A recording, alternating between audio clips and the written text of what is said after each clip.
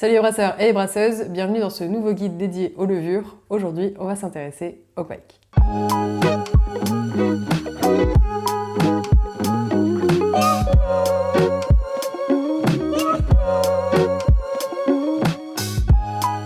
Le monde des kveik est tellement vaste que je pense que je vais devoir faire plusieurs vidéos pour vraiment pouvoir couvrir le sujet à peu près en entier. Donc là, je vais plutôt m'intéresser aux kveik qui sont disponibles actuellement dans le commerce. Pour commencer, les kveik, qu'est-ce que c'est? Donc parfois, c'est vrai qu'on entend parler de bière kveik par exemple. Bon, c'est pas un style en lui-même, kveik, c'est plutôt, ça regroupe une famille de levures qui viennent principalement de Norvège. D'ailleurs, le mot en lui-même, kveik, veut dire levure en norvégien. Et donc, c'est une grande famille de levures. On va retrouver énormément de variétés différentes dans cette famille. Elles ont quand même, la plupart, plusieurs points communs. Le premier, c'est qu'elles vont fermenter à des températures très élevées. Là, en moyenne, on est entre 22 degrés jusqu'à 35, voire 40 pour certaines, pour la fermentation. C'est des levures qui, du coup, ont fermenté très rapidement.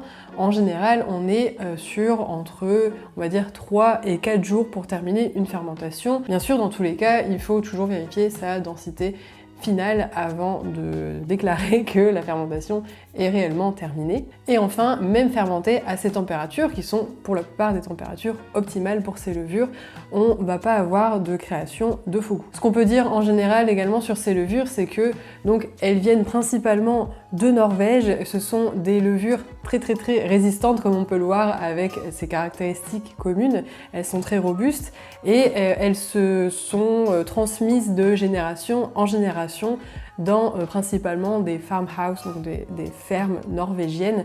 Et selon la région de Norvège, on va retrouver plusieurs souches différentes de ces kveik. Depuis qu'elles sont commercialisées, on peut les trouver sous différentes formes selon les souches. Après, quand même, en général, on les trouve plus facilement sous forme liquide que sous forme sèche. Il y a un nombre beaucoup plus restreint de variétés sous forme sèche qu'on va voir justement dans cette vidéo. Après, il faut savoir que, encore une fois, comme ce sont des levures très robustes, la plupart peuvent se sécher, on peut les sécher chez soi. J'ai trouvé d'ailleurs une technique pour le faire, je ne l'ai pas encore testé moi-même, mais si vous voulez tester, donc ça se trouve sur le blog brewingnordic.com et j'en ai parlé dans le live de cette semaine qui était dédié aux farmhouse des pays nordiques. Avant de démarrer, je voulais quand même vous dire que je suis absolument pas bilingue en norvégien et donc il y a des mots que je vais très certainement écorcher, surtout des noms de personnes voilà, donc, que je vais citer dans cette vidéo. Donc s'il y a des Norvégiens parmi vous ou des gens qui parlent norvégien,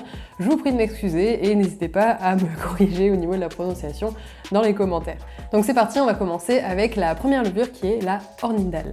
Donc cette souche, la Hornindal, vient de Terje Raftevold qui est un brasseur qui s'est procuré cette levure auprès de son formateur brasseur, on va dire, dans les années 90. Son formateur s'appelle Olav Sverre Gausmel.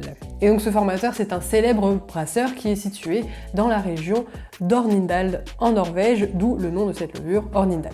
Il faut savoir qu'avec cette souche, Raftevold brassait principalement des bières crues qui sont très courantes dans cette région de Norvège. Si vous ne savez pas ce que c'est qu'une bière crue, c'est en fait une bière qu'on ne va pas porter à ébullition ou alors simplement quelques minutes. En 2017, la marque Omega Yeast entend parler de cette levure à travers un blog et donc elle se rapproche de ce brasseur et elle finit par commercialiser cette levure. Donc ce sont le premier laboratoire à commercialiser cette levure Hornindal. Les particularités de cette levure, outre les 3 caractéristiques que j'ai citées en début de vidéo, ça va être donc ces notes qui vont donner des notes de fruits tropicaux, de fruits à noyaux, d'ananas et de fruits secs. Et j'ai lu également que plus on va élever la température de fermentation et plus on va tendre vers des notes d'agrumes et principalement de citron. En température optimale, on est entre 20 et 35 degrés. On a une atténuation entre 75 et 82%, une flocculation élevée,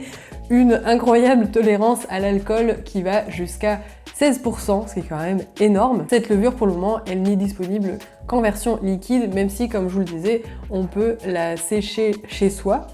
Et donc, qui la vend actuellement? Donc on a le laboratoire Omega Yeast, le laboratoire White Labs sous le nom de WLP 521, la marque Escarpment et la marque Imperial Yeast sous le nom de Bartleby A46. On va principalement l'utiliser pour fermenter des NEIPA, des IPA américaines très houblonnées ou des Pale Ale aussi un peu marquées niveau houblon. Ce qui nous amène à la deuxième levure qui est la Lutra d'Omega Yeast. Alors cette levure, elle est issue de la levure Hornindal dont on vient de parler. Elle est complètement neutre, elle va produire des bières qui se rapprochent très fortement des bières lager, c'est-à-dire des bières très rafraîchissantes, très pintables, buvables et des bières super propres, super limpides. Voilà, on est vraiment sur un style lager. Bien sûr, comme on passe pas par le procédé normal, on va dire, pour faire des bières lager, on peut pas vraiment les appeler comme telles, on va plutôt appeler ça des pseudo-lagers. Ce qui est quand même incroyable avec cette levure, c'est que on va avoir donc toutes les caractéristiques d'une bière lager, mais sans devoir passer par toute cette phase de fermentation assez longue quand on fait une vraie lager et en température de fermentation à froid, puisque cette levure, elle a également une température optimale de fermentation entre 20 et 35 degrés. Elle va fermenter du coup très vite. Celle-là, je l'ai testée sur plusieurs recettes, notamment une pseudo-lager base Festbier qui était incroyable, vraiment, on aurait vraiment dit une vraie lager. J'ai fait une Pilsner au Motueka, le houblon Motueka, un houblon néo-zélandais, et j'ai fait une West Coast IPA au mosaïque. Donc les trois, elles ont fermenté très rapidement, et on avait toujours ce profil très propre avec ces caractéristiques, comme je vous disais tout à l'heure, de bière très rafraîchissante et très buvable. Donc au niveau de ces caractéristiques techniques, on est sur une température de fermentation entre 20 et 35 degrés, une atténuation entre 75 et 82%, une flocculation moyenne à élevée et une tolérance à l'alcool qui va jusqu'à 15%. C'est pour ça d'ailleurs que dans les styles recommandés, comme je vous le disais, on va avoir principalement 3 styles. Donc j'ai fait 2 sur les 3.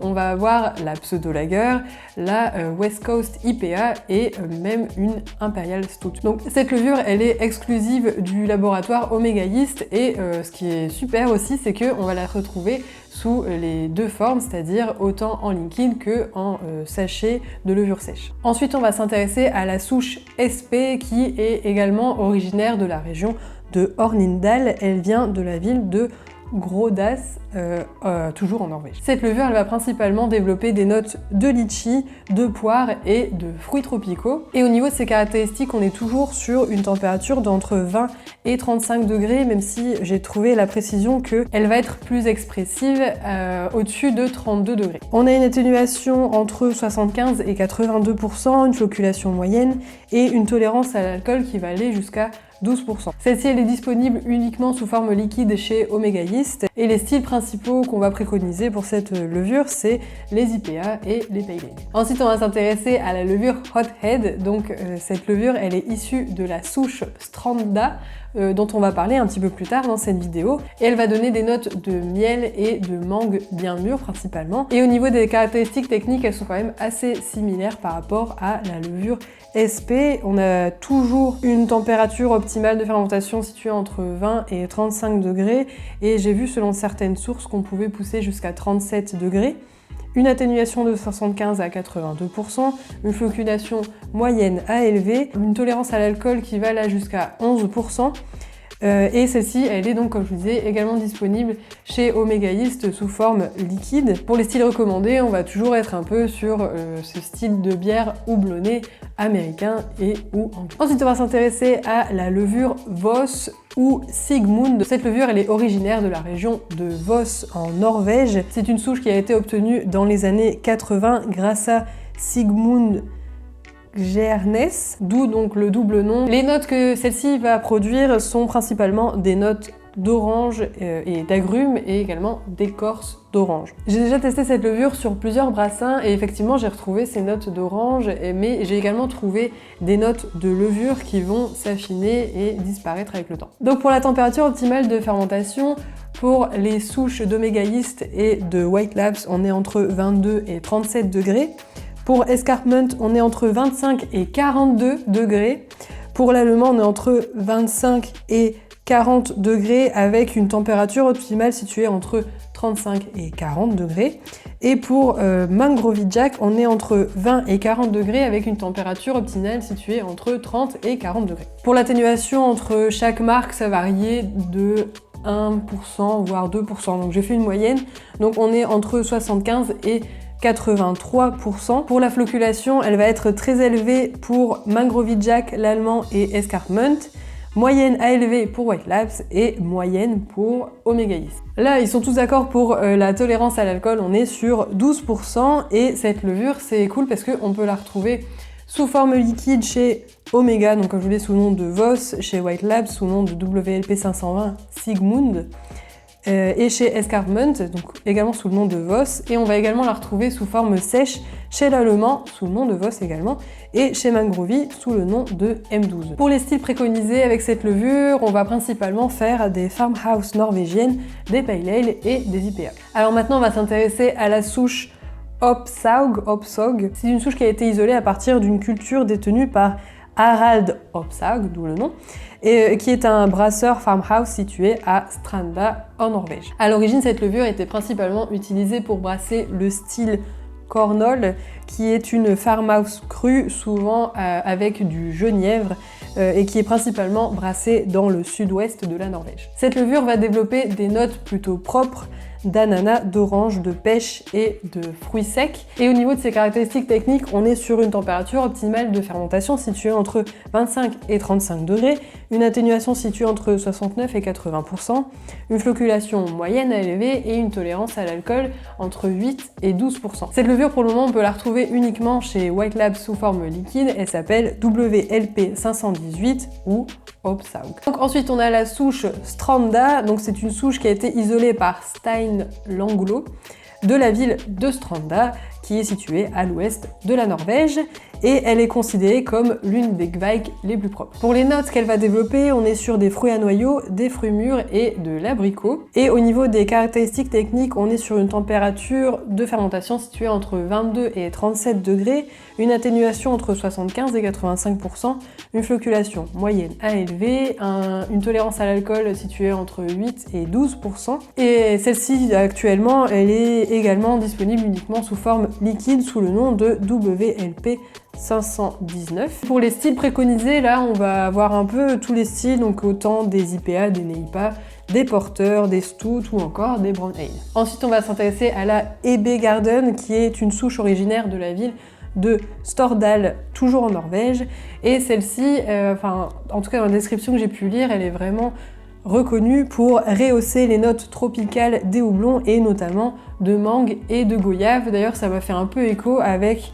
les levures qui ont une forte activité bêta-liase dont j'ai parlé récemment dans l'idée de développer les thiols, etc. Donc est-ce que c'est lié? Je sais pas, mais là en tout cas c'est vraiment ce qui en est ressorti. On va avoir du coup notamment des notes de mangue, de goyave et des notes florales. Au niveau de ses caractéristiques techniques, celle-là elle est un petit peu différente de toutes les autres puisqu'elle va avoir une température optimale de fermentation située entre 22 et jusqu'à 27 degrés, ce qui est peu par rapport à toutes celles qu'on a pu voir jusqu'à maintenant. Elle a une atténuation située entre 70 et 80%, une flocculation moyenne et une tolérance à l'alcool élevée puisqu'on est entre 14 et 16%. Celle-ci, elle est actuellement disponible uniquement en version liquide et auprès du laboratoire Escarpment. Pour les styles préconisés avec cette levure, c'est toujours un peu pareil, on est plutôt sur des NEIPA, des pale ale américaines ou des IPA américaines. Enfin, je vais finir cette liste non exhaustive avec la souche dont je vais avoir le plus de mal à prononcer le nom, qui est la Laerdal, je sais pas comment ça se prononce. Et au niveau de la description que j'ai pu lire, apparemment elle laisse pas mal de corps à la bière. Au niveau des notes, on est apparemment vraiment à fond sur de l'ananas, donc j'ai absolument envie de tester cette souche. Et au niveau des caractéristiques techniques, on est entre, toujours pareil, 20-35 degrés de température de fermentation, une atténuation située entre 68 et 78%, une flocculation moyenne à élevée et une tolérance à l'alcool située entre 14 et 16%. Celle-ci, elle est également actuellement uniquement disponible en version liquide chez Escarpment. Et pour les styles préconisés, encore une fois toujours pareil, on est sur des NEIPA, des pale ale américaines et des IPA américaines. Comme je vous le disais en début de vidéo, là je me suis principalement focalisée sur les levures qui sont actuellement commercialisées par des grands laboratoires de levure. La plupart sont déjà disponibles en France et pour celles qui ne le sont pas, comme par exemple il me semble que la Ebe Garden et la Laerdal, celles-ci elles sont pas encore disponibles, mais pour tout vous dire je suis en train de voir justement pour les proposer très prochainement sur mon site, donc allez faire un tour régulièrement et bon, ça je vous l'annoncerai quand je les aurai. C'est vrai que les leverback c'est un monde un peu à part, mais je pense que ça vaut vraiment le coup de tester au moins une fois dans sa vie de brasseur. D'ailleurs vous, est-ce que vous avez déjà testé de brasser avec l'une de ces souches ou une autre Gveik? Si vous voulez nous en recommander une, ce sera avec grand plaisir de la découvrir. Et comme je vous le disais également en début de vidéo, ce sont des levures très robustes qu'on peut apparemment même sécher chez soi. Donc n'hésitez pas à aller faire un tour directement sur le blog brewingnordic.com pour découvrir comment tester ça. Donc je vous mettrai le lien en barre d'infos et bon c'est en anglais. J'ai parlé de cette technique dans le live là qu'on a fait mercredi dédié au farmhouse de pays nordiques et je vous mettrai également le lien dans la barre d'infos. Si comme moi vous vous intéressez de plus en plus à cet univers des Gveik, je vous invite grandement à vous procurer le livre Historical Brewing Techniques de Lars Marius Garsol. Qui est vraiment une mine d'or, ça regorge d'informations. D'ailleurs, je me suis basée pas que sur ce livre, mais pour certaines infos que je vous ai données dans cette vidéo, je me suis basée sur ce livre qui est vraiment, enfin, on a énormément d'informations, donc n'hésitez pas à vous le procurer si ce sujet vous intéresse. Voilà, donc en attendant, je vous remercie d'avoir regardé cette vidéo jusqu'au bout. Si elle vous a plu, si vous avez appris des choses, n'hésitez pas à la liker et à vous abonner si ce n'est pas encore fait. Et nous, on se retrouve mercredi pour un nouveau live.